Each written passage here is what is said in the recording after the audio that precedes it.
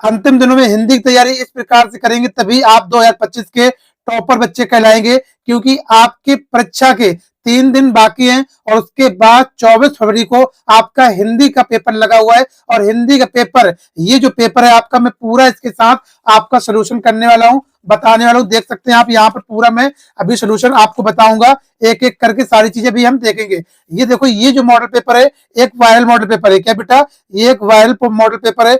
क्यों है? क्योंकि ये मैंने मॉडल पेपर नहीं बनाया है, ये खुद यूपी बोर्ड ने, क्या है, ये खुद यूपी बोर्ड ने पेपर को लॉन्च किया है और बताया है 24 फरवरी के बच्चों, आपका ये जो पेपर है वो क्या है, एक इंपॉर्टेंट पेपर है। यहां से बहुत सारे क्वेश्चन आपके 24 फरवरी के पेपर में आने वाले, देख सकते हैं यहाँ पर पूरा अभी मैं एक एक करके सोल्यूशन यहाँ पर बताऊंगा। बस वीडियो के आप लास्ट तक बने रहना और अंत तक देखे रहना, शुरुआत से लेके अंत तक देखेंगे तभी आप अपने 24 फरवरी के पेपर में अच्छा से अच्छा स्कोर करके आएंगे। और मैं आप गारंटी ले सकता हूं कि आप अपने पेपर में 24 फरवरी के पेपर में कहीं ना कहीं 70 में 60 प्लस इसी पेपर से ही बनाने वाले हो। क्या है, 70 में से 60 इसी पेपर से बनाने वाले हो, क्योंकि ये पेपर जो बेटा मैंने नहीं बनाया है, ठीक है, ये खुद यूपी बोर्ड ने लॉन्च किया है। और जब यूपी खुद बोर्ड खुद लॉन्च कर रहा है और ये बता रहा है आपको कि देखो ये आपके लिए पेपर इंपॉर्टेंट है, तो आपको क्यों क्यों इसको छोड़कर जाना, आप बिल्कुल इसको तैयार करके जाएंगे और आपको 24 फरवरी में बिल्कुल करके आएंगे। अगर नहीं करके आएंगे तो फिर आप पछताएंगे, शायद मैं वो पेपर को कर लिया होता तो मेरे भी नंबर बढ़ गए होते। तो पछताने से बाद में क्या होगा, अभी आप पूरे पेपर का सोल्यूशन मेरे साथ करेंगे, ठीक है। तो देखते हैं, शुरुआत करते हैं। यहाँ पर जो आपका पेपर जो है कक्षा 10 का हिंदी का है, इसका समय जो होगा वो 3 घंटे 15 मिनट, 15 मिनट जो होता है आपको पढ़ने के लिए दिया जाएगा। इसका पूर्णांक जो है वो 70 नंबर का होगा। यहाँ पे कुछ निर्देश दिए गए। प्रारंभ के जो 15 मिनट हो गए परीक्षार्थियों को प्रश्न पत्र पढ़ने के लिए निर्धारित है। उसके बाद आपका पेपर जो होगा वो खंड आ और खंड बा 2 वर्गों में विभाजित होगा। खंड जो आ होता है वो OMR में होता है और खंड जो बा होगा वो वर्णनात्मक होगा, कॉपी में लिखना पड़ेगा। तीसरा पॉइंट देखते हैं, खंड प्रश्न प्रश्न पत्र में खंड आ में वो विकल्पी प्रश्न जिसमें सही विकल्प का चयन अपने आप को OMR सीट पर नीले अथवा काले परमानेंट पेन से सही विकल्प वाले गोले को पूर्ण रूप से आपको काला करना है, अच्छे से एकदम उसको काला करेंगे, ठीक है, ऐसे काला करेंगे। उसके बाद खंड आ में वो विकल्पी प्रश्न है, प्रत्येक प्रश्न के आपको 1 नंबर दिया जाएगा, ठीक है, हर एक प्रश्न आपका 1 नंबर का होगा, पूछा जाएगा। OMR चौथा पॉइंट क्या है, OMR सीट पर उत्तर पुस्तिका किए जाने के पश्चात उसे काटे नहीं, बिल्कुल कटपिट नहीं करना है, ना उसको इरेज करना है, ना एवं उसमें क्या लगाना है, व्हाइटनर लगाना है, ठीक है, बिल्कुल नहीं, आदि का प्रयोग आपको नहीं करना है। 6 पॉइंट का है, प्रत्येक प्रश्न के प्रमुख उनके निर्धारित अंक दिए जाएंगे आपको। अब आपका देखो यहाँ से पेपर आपका स्टार्ट होता है, ठीक है, खंड आ से। ये आपका OMR सीट में आपको भरना पड़ेगा, 20 नंबर की आते हैं। इसका पूर्णांक जो होगा 20 नंबर का होगा। बहुविकल्पी प्रश्न ये है। पहला प्रश्न क्या है, पहला प्रश्न ये है, बहुत इंपॉर्टेंट है। यहाँ पर बाबू गुलाब राय किस युग के लेखक हैं, बाबू गुलाब राय किस युग के लेखक हैं, तो ये हो जाएगा द्विवेदी युग के। किसके हो जाएंगे, द्विवेदी युग के। मेरे साथ साथ आप भी नोट करते हुए चले और पूरा का पेपर का सोल्यूशन आप लास्ट तक अंतिम तक देखेंगे, नहीं तो आप 24 फरवरी को बहुत बुरा पछताएंगे कि सर जी मैं इस पेपर का सोल्यूशन कर लिया होता तो आज मेरे ज्यादा ज्यादा नंबर हिंदी में आ गए होते और मैं कर लेता। पर बाद में पछताने से कुछ नहीं होगा, आप पूरा सोल्यूशन करके जाएंगे। बहुत इंपॉर्टेंट है। देखो, चिंतामणि प्रश्न संख्या दूसरा है, चिंतामणि किस विद्या की रचना है, तो किसकी है ये, इसका हो जाएगा आपका निबंध। किसकी है, निबंध। गबन किसकी रचना है, प्रश्न संख्या तीसरा, गबन किसकी रचना है, तो गबन जो हो जाएगी वो किसकी हो जाएगी, मुंशी प्रेमचंद की, मुंशी प्रेमचंद की। शुक्ल युग की समय अवधि है, तो क्या है, शुक्ल युग की अवधि अवधि 1936 से लेके 1943 ईस्वी तक, 1936 से लेके, सॉरी इसका क्या हो जाएगा 1936 ईस्वी से नहीं, इसका हो जाएगा 1919 से लेके 1938 ईस्वी तक। शुक्ल युग की समय अवधि क्या है, 1919 से लेके 1938 ईस्वी तक। अब आगे देखते हैं, नील का निर्माण फिर किस विद्या की रचना है, नील का निर्माण किस विद्या की रचना है, इसका हो जाएगा आत्मकथा। क्या हो जाएगा, आत्मकथा। उसके बाद बेटा, उसके बाद है आपका प्री प्रवास किस युग की रचना है, प्री प्रवास किस युग की रचना है, इसका हो जाएगा द्विवेदी युग की। मधुशाला किसकी रचना है, मधुशाला किसकी रचना है, आप बताएं फटाफट। इसका हो जाएगा क्या, मधुशाला रामधारी सिंह दिनकर की। प्रश्न संख्या 8 है आपकी, 8 क्या है आपका, देखते हैं यहाँ पर, भारत भारती किसकी रचना है, भारत भारती किसकी रचना है, मैथिली शरण गुप्त की है, मैथिली शरण गुप्त की है। ये सारे इंपॉर्टेंट है। देखो, ये वाला जो क्वेश्चन था जो IMP था। अब देखो आपका क्या है, प्रश्न संख्या यहाँ पर 9 आया, आधुनिक काल की समय अवधि कब से कब तक है, देखो आपकी जो समय अवधि है वो बहुत पूछता है, ज्यादा से ज्यादा इसको आप तैयार करके जाइएगा, इंपॉर्टेंट क्वेश्चन है ये, ठीक है। आईएमपी है कुछ, यहाँ पर क्या है, इसका क्या हो जाएगा राइट आंसर, इसका हो जाएगा आपका 1643 से 1843 ईस्वी तक। मातीराम किस युग के कवि है, मातीराम किस युग के कवि है, तो इसका हो जाएगा रीति काल के, ठीक है। हास रस का स्थायी भाव है, हास रस का स्थायी भाव है, तो क्या हो जाएगा इसका हास है, ठीक है। प्रश्न संख्या आपका 12 है, सोहत ओढ़े पीत पटश्याम सलोने गात, मानो नील मणि सैल पर आप आतप पर यो प्रकाश, उपरोक्त पंक्तियों में से कौन सा अलंकार है बेटा, तो इसमें कौन सा अलंकार है आपका, इसमें जो अलंकार होगा वो कौन सा होगा, ये होगा उत्प्रेक्षा अलंकार। क्या होगा, उत्प्रेक्षा। रोला छंद में कुल कितने चरण होते हैं, रोला छंद में कुल कितने चरण होते हैं, तो कितने होते हैं, 4 होते हैं। आकर्षक शब्द में किस उपसर्ग का प्रयोग किया गया है, किस उपसर्ग का प्रयोग किया गया है, तो इसमें जो प्रयोग किया गया बेटा वो कौन सा है, यहाँ पर है उपसर्ग, उपसर्ग क्या है, उपसर्ग, उपसर्ग में जो किया गया वो क्या है, आ का किया गया, ठीक है। उपसर्ग, इसमें आकर्षण आ का प्रयोग किया गया। रचना के आधार पर वाक्य में कितने भेद होते हैं, रचना के आधार पर वाक्य के कितने भेद होते हैं, तो कितने होते हैं, 3 होते हैं, 3। पिताम्बर में कौन सा समास है, पिताम्बर में कौन सा समास है बेटा बताएं, तो कौन सा हो जाएगा, बहुव्रीहि हो जाएगा। आशु का तत्सम रूप है, एकदम इंपॉर्टेंट है, ठीक है। आशु का तत्सम रूप है, तो इसका कौन सा हो जाएगा, इसका 17 का जो राइट आंसर है वो कौन सा है, अश्रु, अश्रु है।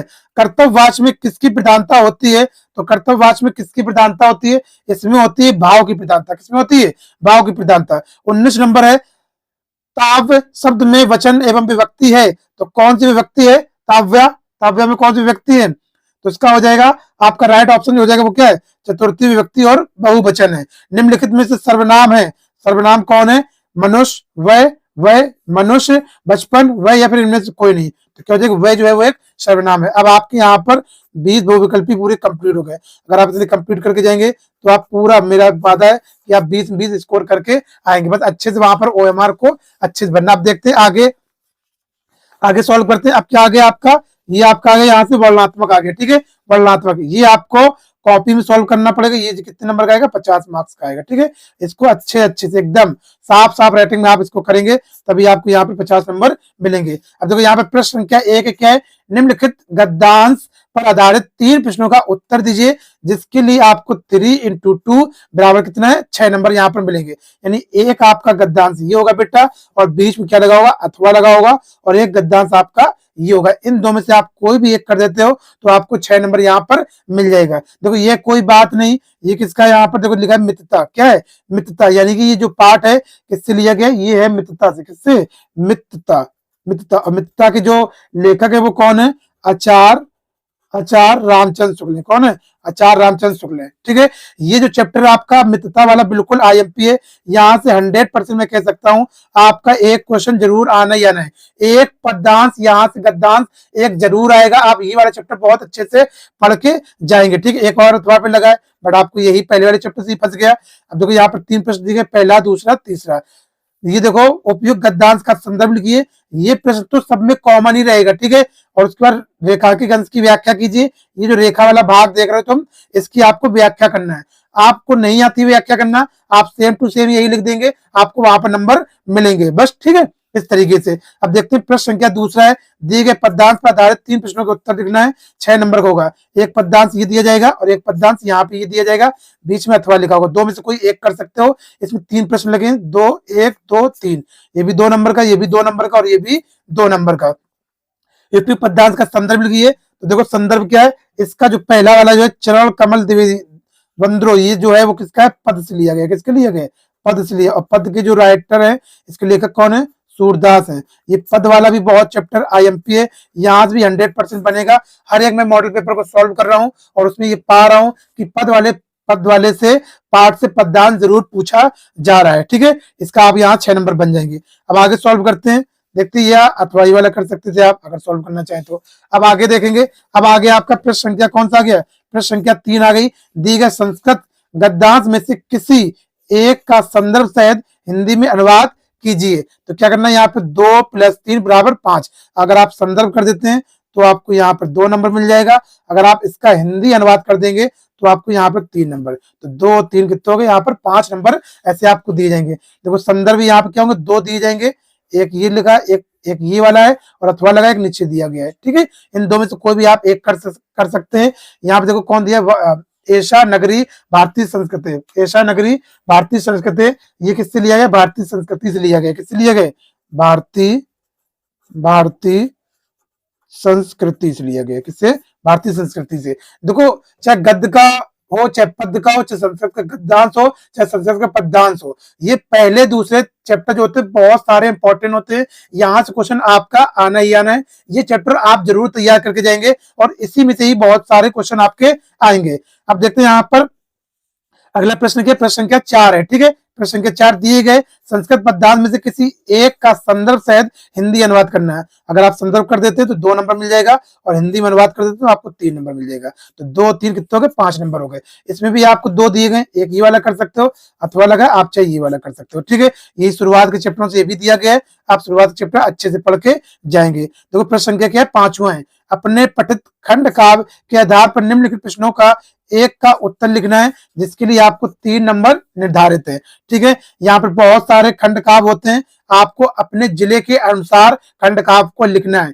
अपने अध्यापक से पूछ सकते हैं कि आपके जिले का खंड काव्य कौन सा लगता है, या फिर आप इसी वीडियो के कमेंट बता देंगे तो मैं आपको बता दूंगा। ठीक है, देखो यहाँ पर क्या है, जो मुक्ति दूत का है, ज्योति जवाहर का है, मेवाड़ मुकुट का है, अग्र पूजा का है, जय सुभाष का है, मातृभूमि का है, कर्ण खंड काव्य का है, कर्मवीर भरत का है, तुमुल खंड काव्य है। ठीक है, इतने ही आपके पूछे जाते हैं। जो कानपुर देहात का होता है वो कौन सा होता है, यहाँ पर ज्योति जवाहर का होता है। कौन सा होता है, ज्योति जवाहर का, ये वाला होता है। ठीक है, कानपुर का ये वाला होता है, कानपुर या कानपुर देहात का या नगर का, ये ज्योति जवाहर का पूछा जाता है। अब इसमें देखो 2 आपसे पूछेंगे, पहला और दूसरा, सब में 2-2 हैं। इन 2 में से भी आपको कोई एक ही करना है, चाहे ऊपर वाला उत्तर दे चाहे नीचे वाला उत्तर दे।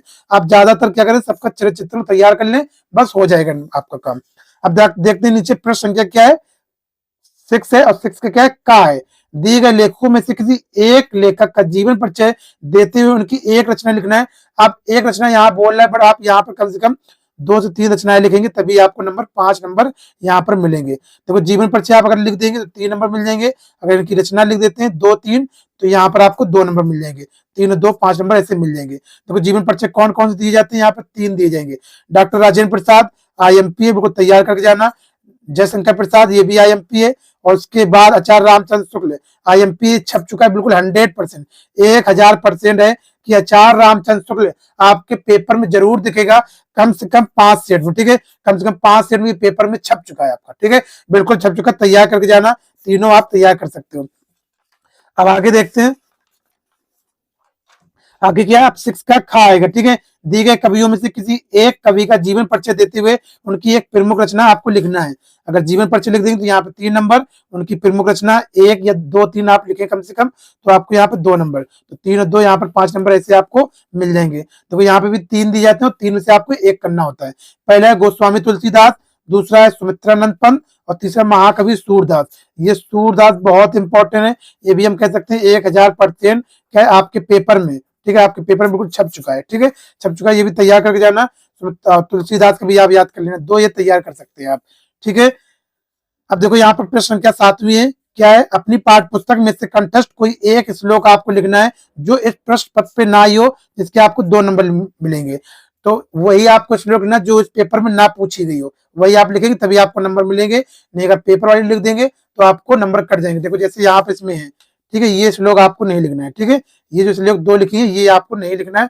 आपको कम से कम 6 लाइन की श्लोक याद करके जाएंगे, तो 4 लाइन की तो इसमें आएगी। ठीक है, 4 लाइन की इसमें आएगी, पूछी जाएगी। तो ये 4 लाइन तो आपके लिए बेकार है, आप दूसरी कोई ना कोई याद लिखेंगे तभी आपका फायदा मिलेगा। अब देखो प्रश्न संख्या 8 है, निम्नलिखित में से किसी 2 प्रश्नों के उत्तर दीजिए, वो भी संस्कृत में देना, उसके 2 नंबर हो जाएंगे। हर एक प्रश्न का आपको 1 नंबर मिलेगा।